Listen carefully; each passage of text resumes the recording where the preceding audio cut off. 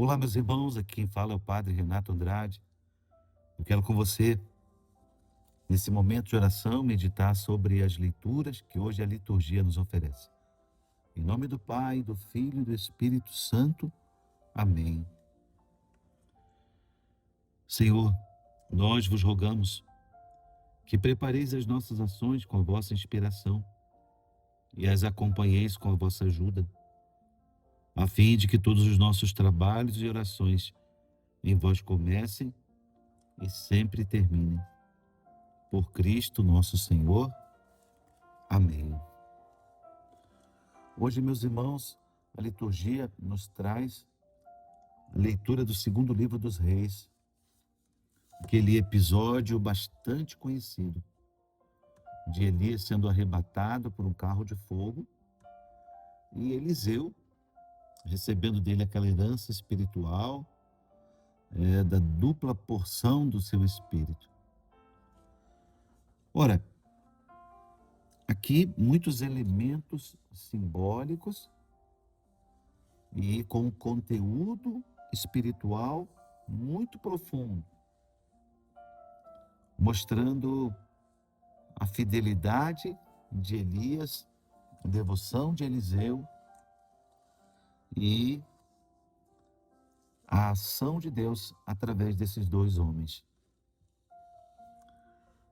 Ora, na sessão anterior, nós vimos um pouco os reis nos tempos de Elias, de Eliseu, século VIII a.C. Nesse trecho em diante, nesse capítulo 2 do segundo livro, nós começamos a ver como Eliseu vai substituir Elias. Nós veremos aqui nesse trecho um pouco da sua atividade milagrosa, profética. E nós vemos ainda que nas atividades proféticas de Eliseu, ele buscava mais resolver problemas sociais, políticos dos seus contemporâneos. Enquanto que para Elias, a atividade profética era lutar contra os ídolos, era lutar pelo monoteísmo em Israel. Ora, aqui nesse trecho, nós veremos então essa herança recebida por Eliseu e o arrebatamento, citando aí o texto, uma experiência de um destino final, é uma experiência e um simbolismo relacionado ao céu. Ora, a primeira coisa que queremos dizer desse arrebatamento é que é um texto mais misterioso da Bíblia, como também o de Enoque. O que é que o autor bíblico quer dar a conhecer? Ele quer nos mostrar o destino final de Elias em razão da sua fidelidade. Ou seja, ele quer mostrar o céu. Elias foi para o céu, Elias ganhou o céu, Elias está diante de Deus.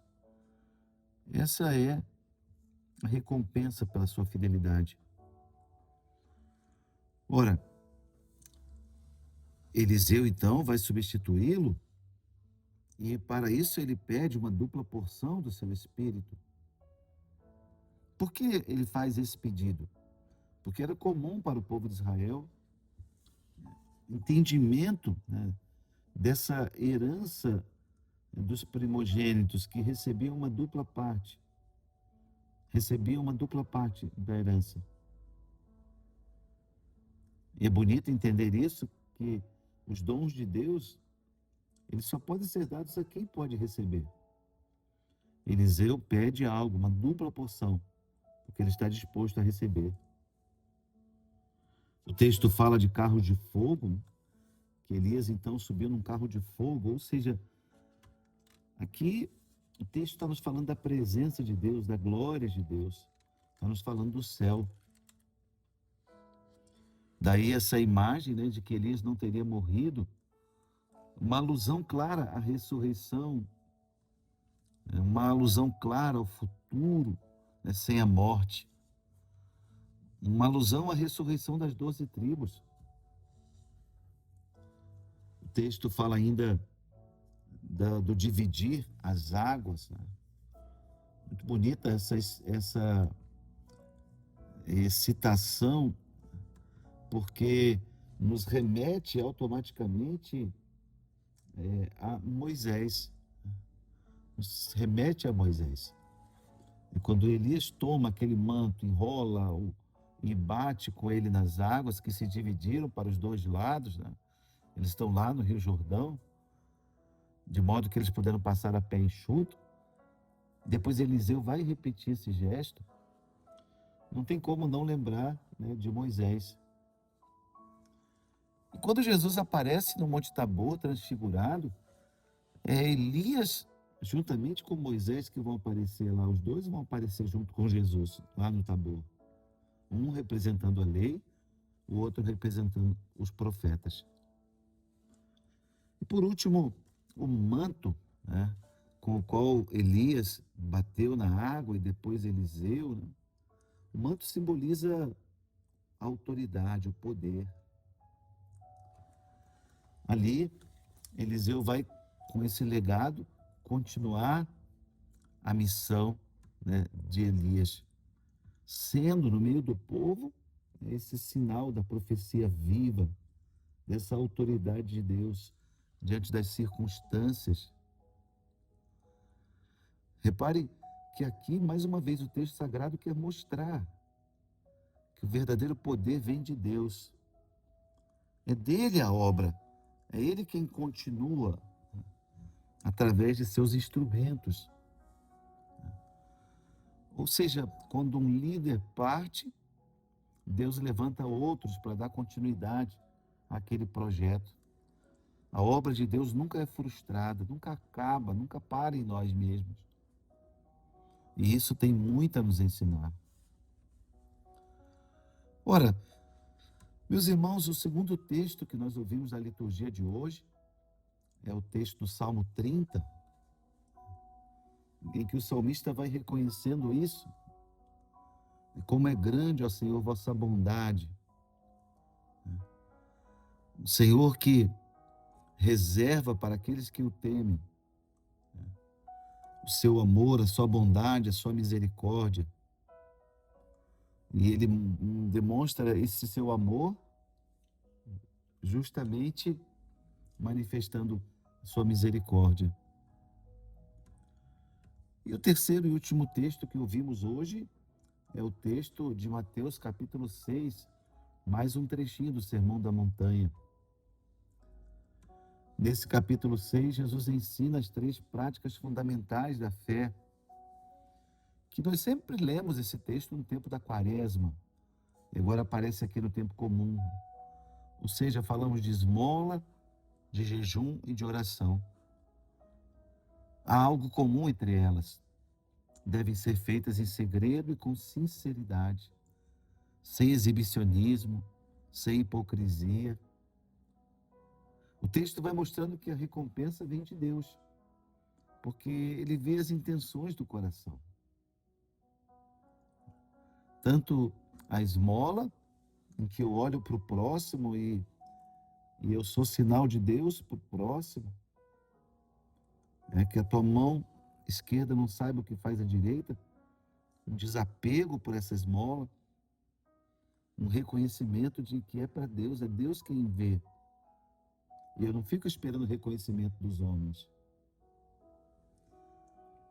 Depois, a oração, que é o momento de intimidade com Deus. Jesus nos convida a entrar no quarto, no secreto da nossa alma, fechar a porta, ou seja, fechar a porta do coração para as distrações, para o egoísmo, para o desejo de aparecer. E por último, o jejum, que é o exercício de domínio próprio, de penitência. Jesus vai nos ensinando que Deus vê aquilo que está escondido. E a recompensa não vem dos aplausos das pessoas, mas do Pai do céu.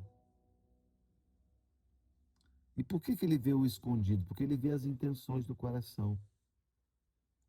O valor das ações não está naquilo que os outros veem, mas na pureza com que nós as oferecemos a Deus.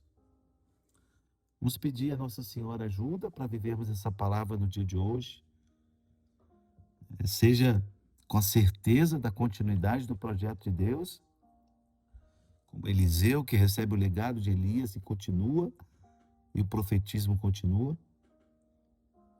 E quanto a nós, na esmola, no jejum, na oração, realizando essas práticas como consequência da presença de Deus em nós. Que nossa Mãe Maria Santíssima nos ajude a viver essa palavra. Ave Maria, cheia de graça, o Senhor é convosco.